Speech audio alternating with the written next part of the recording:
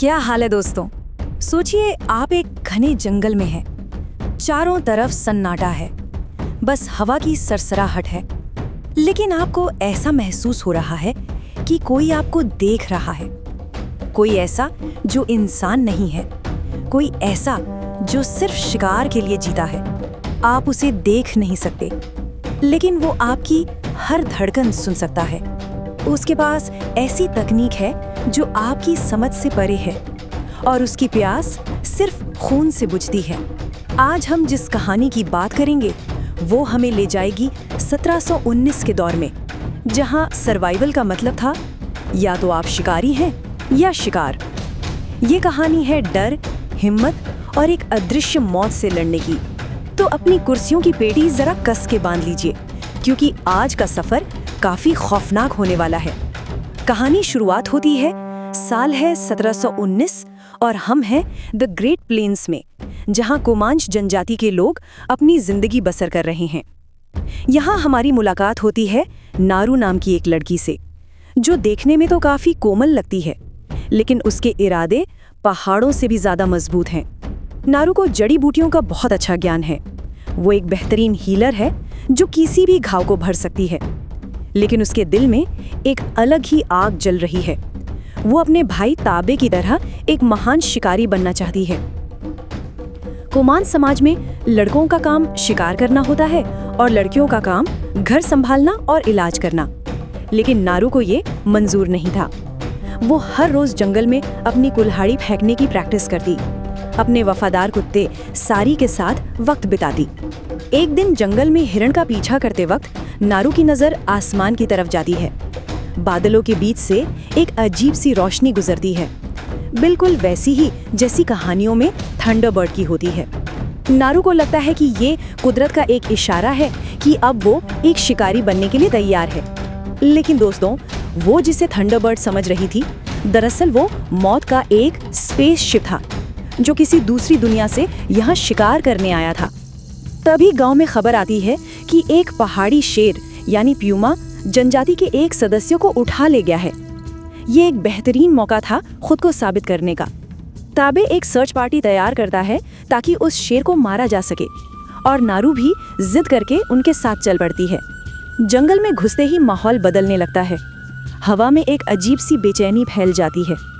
नारू को जमीन पर कुछ ऐसे पंजों के निशान मिलते हैं जो उसने आज से पहले कभी नहीं देखे थे। वो निशान किसी भालू के नहीं थे, ना ही किसी शेर के। वो निशान थे एक विशाल और भारी भरकम चीज के। थोड़ा और आगे जाने पर उन्हें एक रैटल स्नेक मिलता है, जिसकी खाल को बेहद सफाई से उधेड़ा गया था। ये काम किसी जानवर का नहीं हो सकता था। ये काम था एक समझदार शिकारी का। नारू अपने साथियों को चेतावनी देने की कोशिश करती है कि यहाँ शेर के अलावा भी कोई और मौजूद है, लेकिन कोई उसकी बातों पर यकीन नहीं करता। सबको लगता है कि वो बस डर रही है। तभी वो पहाड़ी शेर अचानक हमला कर देता है। उस अफरा तफरी में नारू एक पेड़ पर चढ़ जाती है, लेकिन उसका पैर फिसल जाता है और वो नीचे गिरकर बेहोश हो जाती है। उस धुंधलेपन में उसे कुछ अजीब आवाजें सुनाई देती हैं, जैसे कोई भारी चीज उसकी तरफ बढ़ रही हो। लेकिन तभी उसका भाई ताबे उसे वहां से बचा कर ले जाता है। बाद में ताबे उस शेर को मारकर गांव वापस लौटता है और उसे वॉर चीफ का खिताब दिया जाता है। लेकिन नारू का मन अभी भी अशांत था। वो जानती थी कि जंगल में उस शेर से भी बड़ा कोई खतरा है, एक ऐसा खतरा जो अभी भी वहीं कहीं छिपा बैठा है। और यहीं से शुरू होता है नारू का असली इम्तिहान। नारू को यकीन था कि उसने जो देखा वो कोई वहम नहीं था। अगली सुबह वो किसी को बिना बताए अपने कुत्ते सारी के साथ वापस उसी जंगल की तरफ निकल पड़ती है। उसका मकसद साफ था, उस अनजान शिकारी को ढूंढना और ख़त्म करना। रास्ते में उसे कई बार ऐसा महसूस होता है कि पेड़ों के पीछे से कोई उसे देख रहा है। जंगल की खामोशी में अचानक पक्षियों का उड़ जाना या किसी टहनी का अचानक टूट जाना, ये सब इशारे थे कि वो अकेली नहीं है। चलते चलते नारू एक दलदली इलाके में पहुंच जाती है। वहां अनजाने में उसका पैर एक दलदल में फंस जाता है।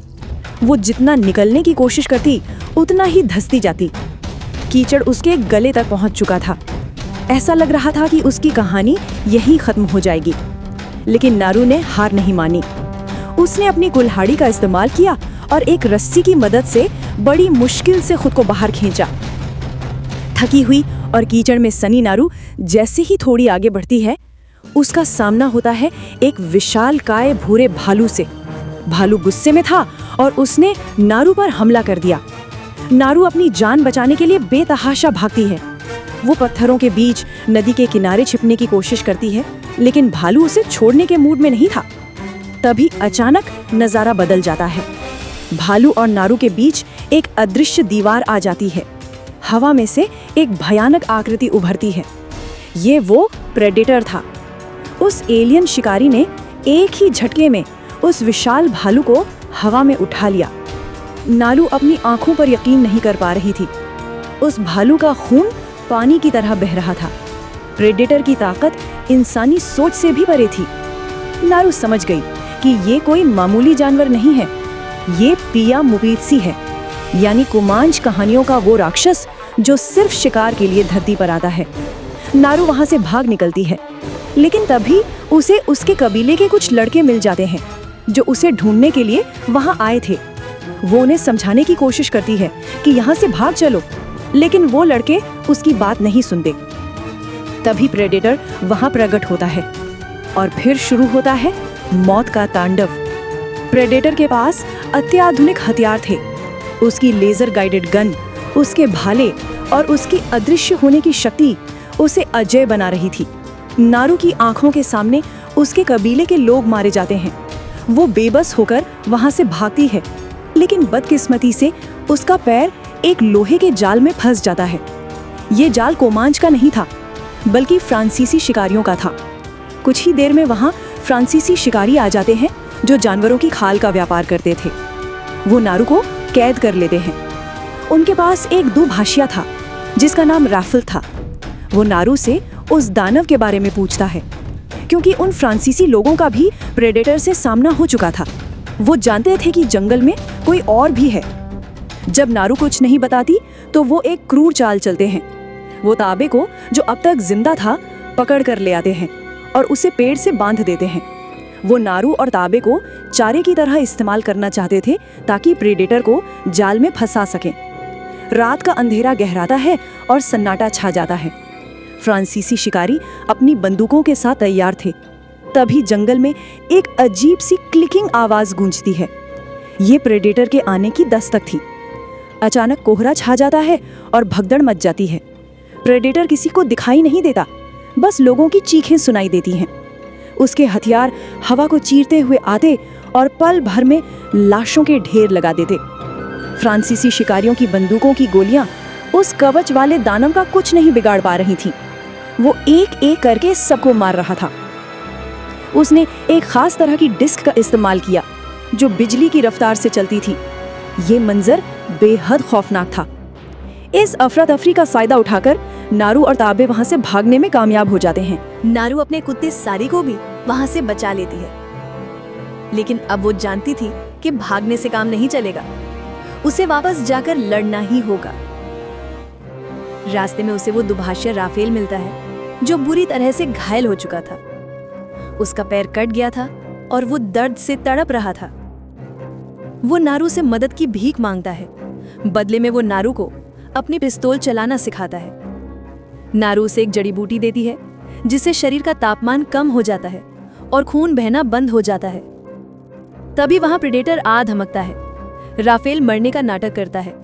नारू छिपकर देखती है कि प्रेडेटर राफेल को नहीं देख पा रहा, क्योंकि जड़ी बूटी की वजह से राफेल के शरीर की गर्मी कम हो गई थी। नारू को समझ आ जाता है कि प्रेडेटर हीट विजन यानी गर्मी से शिकार को देखता है। यही वो सुराग था जिसकी नारू को तलाश थी। लेकिन गलती से प्रेडेटर का पैर राफेल पर पड़ जाता है। राफेल दर्द से चिल्ला पड़ता है और प्रेडेटर उसे बेरहमी से मार देता है। अब नारू के पास उस दानव को हराने का एक प्लान था। अब कहानी अपने सबसे रोमांचक मोड़ पर आ चुकी है। नारू को वो राज पता चल चुका था जो उस अजय शिकारी की कमजोरी थी, शरीर की गर्मी। यही वो जरिया था जिससे प्रेडेटर शिकार ढूंढता था। लेकिन इससे पहले कि नारू अपनी योजना बना पाती, प्रेडेटर उसका पीछा करते हुए वहां आ धमकता है। नारू की जान बाल बाल बची थी कि तभी घोड़े पर सवार होकर ताबे वहां आ पहुंचता है। एक भाई अपनी बहन को बचाने के लिए मौत के मुंह में कूद पड़ता है।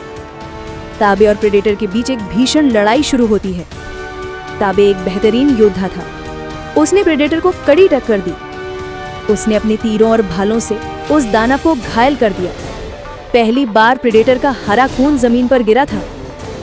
लेकिन प्रेडेटर की तकनीक और उसकी ताकत बहुत ज्यादा थी। उसने अपनी अदृश्य होने वाली तकनीक का इस्तेमाल किया और ताबे को धोखे से पीछे से वार किया। नारू की आंखों के सामने उसके भाई को मार दिया गया। ताबे ने मरते मरते नारू से कहा कि तुम तैयार हो, तुम इसे खत्म कर सकती हो। नारू का दिल टूट गया था, लेकिन अब उसकी आंखों में आंसू नहीं, खून था। वो वहां से भाग निकली, लेकिन डर कर नहीं, बल्कि तैयारी करने के लिए। उसने पास ही के जंगल में अपना खुद का एक युद्ध का मैदान तैयार किया। उसे वो फ्रांसीसी लीडर मिलता है जो अभी भी जिंदा था। नारू ने उसे जिंदा पकड़ा और उसका एक पैर काट दिया ताकि वो भाग ना सके। उसने उसे एक खुली जगह पर छोड़ दिया और उसके पास एक अनलोडेड बंदूक रख दी। ये एक क्रूर लेकिन जरूरी चाल थी। वो उस आदमी को चारे के रूप में इस्तेमाल कर रही थी।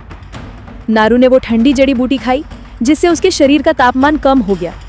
अब वो प्रेडेटर की नजरों से ओझल हो गई। प्रेडेटर उस फ्रांसीसी आदमी के पास आया। उसे लगा कि ये कोई खतरा नहीं है। जैसे ही प्रेडेटर ने हमला किया, नारू ने पीछे से उस पर वार कर दिया। उसने राफेल की पिस्तौल से प्रेडेटर के हेलमेट पर गोली चलाई, जिससे उसका हेलमेट उसके चेहरे से गिर गया। ये हेलमेट बहुत खास था, क्योंकि इसी से उसके हथियार गाइड होते थे। नारू ने फुर्ती से वो हेलमेट उठा लिया और वहां से भाग निकली। अब वो उसे उस जगह ले जा रही थी जहां उसने जाल बिछाया था। वो उसे उसी दलदल वाले इलाके में ले आई जहां वो खुद पहले फंसी थी। प्रेडेटर गुस्से में उसके पीछे पीछे आया। नारू अपनी हल्की काया का फायदा उठाकर दलदल के ऊपर से निकल गई, लेकिन भारी भरकम प्रेडेटर उस कीचड़ में धंसने लगा। फिर भी वो हार मानने वाला नहीं था। उसने अपने हाथ के ब्लेड्स निकाले और नारू पर आखिरी हमला किया। दोनों के बीच कीचड़ और खून से सनी लड़ाई हुई। नारू के पास ताकत कम थी, लेकिन दिमाग तेज था।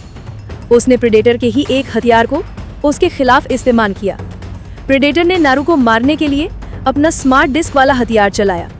नारू ने बड़ी होशियारी से प्रेडेटर के उस गिरे हुए हेलमेट को एक पत्थर की आड़ में सही दिशा में सेट कर दिया था।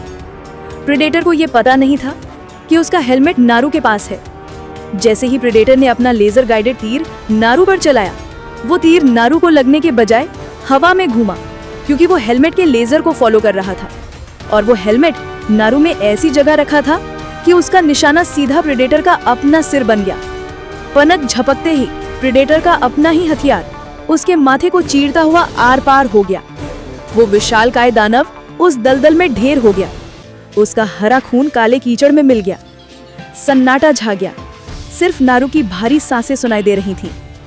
नारू ने अपनी कुल्हाड़ी उठाई और उस दानव का सर धड़ से अलग कर दिया।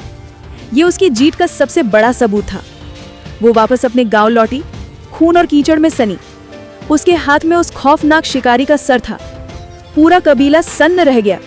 उसने वो सर कबीले के सरदार के पैरों में डाल दिया। उसने अपनी माँ को देखा, जिसकी आंखों में अब गर्व के आंसू थे। नारू ने साबित कर दिया था कि शिकारी वो नहीं जो सबसे ताकतवर हो, बल्कि शिकारी वो है जो सबसे ज्यादा चालाक हो और जो हार मानना न जानता हो। नारू को कबीले का नया वॉर चीफ घोषित किया गया। उसने अपने लोगों को बताया कि खतरा अभी टला नहीं है और उन्हें अपनी सुरक्षा के लिए जगह बदलनी होगी। अंत में हम देखते हैं कि नारू की वो छोटी सी चाहत उसे एक महान योद्धा बना चुकी थी। उसने न सिर्फ अपनी जान बचाई, बल्कि अपने अस्तित्व की लड़ाई भी जीती। तो दोस्तों, ये थी कहानी। ये सिर्फ एक एलियन की कहानी नहीं थी, बल्कि ये कहानी थी खुद को पहचानने की। कैसे एक लड़की ने, जिसे सब कमजोर समझते थे, ब्रह्मांड के सबसे खतरनाक शिकारी को धूल चटा दी। नारू ने हमें सिखाया कि अगर इरादे पक्के हों तो टेक्निक और ताकत भी दिमाग के आगे घुटने टेक देती है। उसकी चतुराई और उसका हार ना मानने का जज्बा वाकई में दिल छू लेने वाला था। अगर आपको हमारा ये डिटेल्ड एक्सप्लेनेशन पसंद आया हो, इस वीडियो को लाइक दें, अपने दोस्तों के साथ शेयर करें, कमेंट्स करें और हाँ, हमारे चैनल को सब्सक्राइब करना मत भूलिएगा। मिलते हैं अगली वीडियो में अलग कहानी के साथ।